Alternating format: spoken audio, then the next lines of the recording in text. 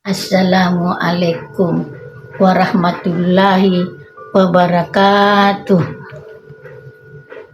Akhirnya kita bertukar suami. Namaku Mira. Setelah tamat SMA, aku berencana untuk melanjutkan ke universitas di luar kota. Tapi ayahku berkata, Mira akan ayah jodohkan dengan anak kawan ayah, kerjanya bagus, rumahnya sudah ada untuk ditempati setelah kalian menikah. Belum ada hatiku untuk menikah, ayah. Jawabku. Rata-rata kawanku melanjutkan sekolah, ada di kota kita sudah universitas, ada yang melanjutkan ke Medan. Jawabku. Mira harus patuh pada ayah. Jangan kau sempat dapat jodoh nelayan, hidupnya pas-pasan. Ibuku muncul dari dapur dan berkata, patuhilah kata-kata ayahmu.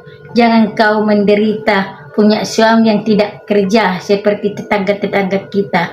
Suami mereka tidak tentu kerjanya, kata ibu. Kalau datang mereka nanti ke rumah ini meminangmu, terimalah pinangan mereka. Kalau Mira mendapat suami yang kaya, kau akan bahagia nak bersamanya. Aku beranjak dari tempat dudukku dan pergi ke kamar dengan air mata yang berlinang. Sampai di kamar tidur, aku tidak bisa tidur, pikiranku tidak menentu. Bagaimana aku menikah dengan orang tidak kukenal sama sekali? Hatiku berat untuk menerima. Aku tak sanggup menentang orang tuaku. Terpaksa aku terima pinangan kawan ayahku. Singkat ceritanya, tibalah di hari pernikahan yang sangat meriah di gedung. Aku pasrah saja apa yang akan terjadi padaku. Walaupun hatiku ini sedih, setelah menikah aku akan dibawa ke rumah mertuaku yang baru kukenal. Tiba di rumah mertua, pesta pun diadakan di rumah mertua, pesta yang sangat meriah. Seminggu di tempat mertua, kami diantar mertua ke Medan, tempat tinggal Rizal suamiku. Rumah suamiku cukup besar untuk kami berdua dan asisten rumah tangga pun sudah tersedia. Ini Ibu Ida, temamu nanti di rumah ini. Abang kerja, kata Rizal suamiku. Terima kasih bang, ada temanku di rumah ini. Beberapa bulan aku menikah, aku merasa bahagia. Kebahagiaan itu tidak bertahan lama. Rizal suamiku sering pulang malam, jarang dibawa jam 1. Tapi aku tidak pernah curiga, karena dia baik, kata-katanya manis, tidak pernah kasar dan menyakitkan hatiku. Pernah aku bertanya, mengapa selalu pulang malam bang? Abang bekerja sayang, demi adik dan anak-anak kita nanti, jawabnya. Mendengar kata-katanya, aku yakin dan percaya, walaupun hati ini masih ragu. Ku tepas semua keraguanku yang ada di hatiku. Arni kawanku masa SMA di Sibolga mengirim foto suamiku Rizal dengan perempuan yang tidak kukenal sedang bercumbu mesra. Arni berkata, maafkan diriku mengirim foto ini karena aku peduli kamu sahabatku.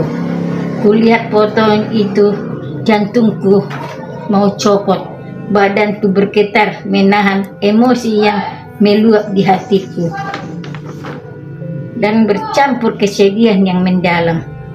Air mataku tak terbendung lagi mengalir membasahi pipiku. Setiap malam aku menunggu kedatangan, tidak pernah pulang di bawah jam 1. Kadang-kadang mau tidak pulang, alasan banyak pekerjaan. Ku dengar suamiku pulang dengan mengetuk pintu. Ku buka pintu, suamiku masuk, dia memandangku dan bertanya, mengapa menangis sayang? Duduklah dulu, jawabku. Kusuguhkan minuman yang selalu kulakukan selama ini padanya. Selesai minum, baru kutunjukkan foto yang ada di HP-ku. Siapa yang mengirimkan ini kepadamu? Ini tidak benar, ini editan yang merusak rumah tangga kita, katanya. Aku diam, walaupun hati ini antara percaya dan tidak. Besoknya suamiku Rizal berangkat kerja. Aku meng-HP Arni masalah kebenaran foto itu. Arni berkata, kalau nanti Rizal datang dengan selingkuhannya, ku HP kau supaya melihat dengan mata kepalamu sendiri. Mungkin aku berdusta, tak mungkin aku berdusta padamu. Kau adalah sahabatku. Hamilku sudah mulai besar. Kebahagiaan yang dulu berangsur-angsur pudar dan berganti dengan derita. Hendakku keluar rumah jalan-jalan pagi, ada yang mengetuk pintu. Kubuka pintunya, muncullah seorang laki-laki yang tidak kukenal. Kami bersalaman dan memperkenalkan namanya Rido. Mirah, jawabku. Kusuruh duduk, dia pun bercerita. Rupanya selingkuhan suamiku itu adalah istrinya. Rido bercerita istrinya akan menikah besok dengan Rizal. Seminggu yang lalu, Lisa istriku minta cerai dan menyuruhku menandatangani surat cerainya. Aku sudah bosan atas perbuatannya. Ku tanda tangani saja dan surat cerai sudah keluar. Besok mereka menikah dengan Rido, memberikan alamat pernikahan Rizal. Terima kasih informasinya.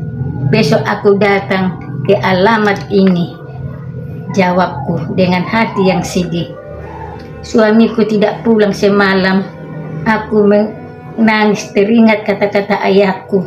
Kau akan bahagia nak nikah dengan Rizal. Kehidupannya lumayan, rumahnya sudah ada. Ternyata berakhir dengan penderitaan. Pagi tiba, aku bersiap menuju alamat yang diberikan Rido dengan hati tak menentu. Sesuai dengan detak jantungku dan berkata dalam hatiku, aku akan menghadapinya apa yang terjadi. Aku harus kuat. Di dalam rumah acara sudah mulai. Aku masuk ke dalam rumah dan berkata, stop semuanya. Aku istrinya, tidak mengizinkan kalian menikah. Semua terkejut melihat kedatanganku. Rizal nampak emosi dan berkata, siapa menyuruhmu datang ke sini? Kau tidak berhak melarang aku menikah. Aku berhak karena aku adalah istrimu yang sah, jawabku. Batalkan pernikahan kalau istrimu tidak setuju, kata Kuah. Aku keluar dari rumah itu dan pulang ke rumahku. Sampai di rumah dengan hati yang sedih, seolah aku tak sanggup menghadapinya. Lahir anakku, biarlah kami berpisah, kataku dalam hati. Tiba-tiba aku dikejutkan ketukan pintu. Kubuka pintu, rupanya suamiku Rizal dengan wajah yang beringas. Wajahnya merah padam. Aku mundur ketakutan melihatnya. Sekarang aku gagal nikah. Aku harus menceraikanmu setelah anakmu lahir nanti, katanya. Nanti malam aku pulang ke kampung dan melahirkan di rumah orang tuaku, jawabku. Singkat ceritanya, aku sampai di Sibolga, berjumpa dengan kedua orang tuaku dan menceritakan semua kehidupanku bersama Rizal dan tentang perselingkuhannya dengan istri orang dan akan menceraikanku setelah melahirkan anakku nanti. Maafkan ayah nak. Ayah sangka kau bahagia karena dia kaya, bisa membuatmu bahagia. Rupanya yang datang sebaliknya membuat Mira menderita. Bagaimana pendapatmu, nak? Ayah menyetujuinya. Ayah menyetujuinya, kata ayah. Aku setuju saja, ayah. Aku tidak tahan dengan kelakuan selama kami menikah. Ayah, Rijal tidak pernah pulang di bawah jam 1. Setelah aku melahirkan, kami pun berpisah di pengadilan agama. Ku dengar kabar Rijal dan Lisa menikah. Mungkin sampai di sinilah perjodohanku dengan Rijal. Rijal tak pernah datang mengunjungi anakku atau memberikan belanja. Jangankan meminta, biarkanlah belanja, jangan diminta, biarkan begitu, kata ayahku. Sahrul anakku umur sudah 1 tahun, ku bawa ke tempat pesta keluarga. Di pesta aku jumpa dengan Rido, mantan suami Lisa, dan kami berjabatan tangan dan kami duduk bersama bercerita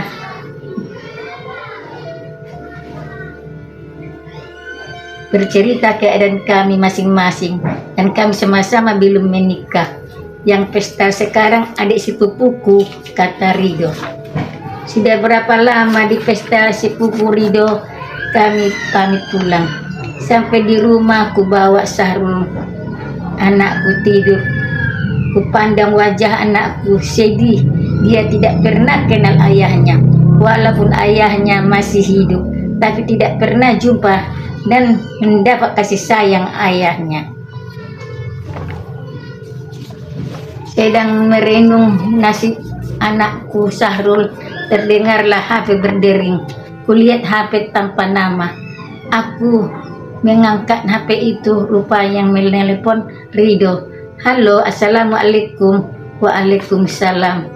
Aku sekarang mau berangkat pulang ke Medan.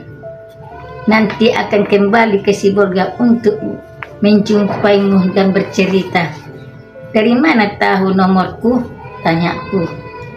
Dari temanmu Yesi, katanya. Sampai di sinilah dulu. Ya, travelku sudah datang menjemput dan bersambung nanti setelah sampai di Medan. Assalamualaikum warahmatullahi wabarakatuh, katanya. Waalaikumsalam, jawabku. Mulai saat itu Rido sering menelepon dan bercerita masa kehidupan kami masing-masing dan akan datang ke Sibolga, katanya. Datang ke Sibolga, jalan-jalan ke Sibolga, kata kota kecil yang sangat indah, jawabku. Rido tiba di Sibolga, tinggal di tempat sepupunya. Besoknya Rido datang ke rumah, menjumpai kedua orang tuaku, mengajakku jalan-jalan, menyelusuri kota Sibolga. Pergilah, nak, jalan-jalan. Ayah susah melihat kau mengurung diri di rumah terus. Kita bawa Sahrul jalan-jalan, kata Rido. Aku senang mendengarkannya. Sahrul kami bawa jalan-jalan, alangkah bahagianya anakku. Dan berkata, ayahku datang bawa aku jalan-jalan. Mendengar Sahrul aku menangis. Jangan menangis, nak. Kasihanlah Sahrul. Biarkan, hiburlah dia, anakmu, kata ayah. Kami jalan-jalan di tepi pantai Pandan. Sahrul main pasir ditemani Rido. Mereka bermain-main. Sahrul bahagia dan bertanya, ini ayahku kan, mak? Iya, jawab Rido. Air mataku yang menjawabnya. Singkat ceritanya, sudah beberapa tahun kami berteman. Rido meminangku. Orang tuanya datang ke Sibolga dari rantau perapat untuk meminangku.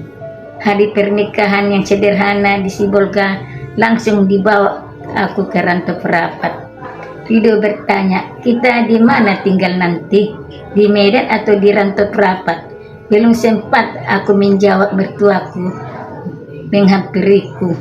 Menurut pendapat ibu, kalian tinggal di sini sajalah. Apa yang kau pikirkan? kelapa sawit untuk makan kalian ada. Daripada kau di Medan jadi kurir. Sebenarnya ibu sedih melihat kau kurir karena kau sudah sarjana. Tapi kau keras kepala terus melaksanakan pekerjaanmu. Kalau aku ibu, di mana suamiku? Aku disitulah, jawabku. Rido, di mana nak? Kata ibu. Ibu, kami di sini saja, Bu. Kalau itu yang membuat ibu senang. Kami bahagia, anakku Sahrul dan 2 adik-adiknya. Rido dirantau perapat jadi berdagang, membeli kelapa sawit dari orang kampung dan menjual ke Medan. Sampai saat ini Sahrul tidak tahu siapa ayahnya. Yang diketahuinya Rido lah ayahnya. Terdengarlah kabar mantan suamiku Rizal sudah berpisah dengan Lisa, mantan istri Rido, dan menikah kembali. Setiap kita buat kejahatan, Allah yang akan membalasnya. Berbuat baiklah selalu, Allah akan membalas kebaikan kita. Sampai disinilah kisah Mira. Semoga dapat menghibur kita. Kalau ada kata-kata yang salah, mohon dimaafkan. Jangan lupa komen, like, dan share. Dan saya akhiri dengan Assalamualaikum warahmatullahi wabarakatuh.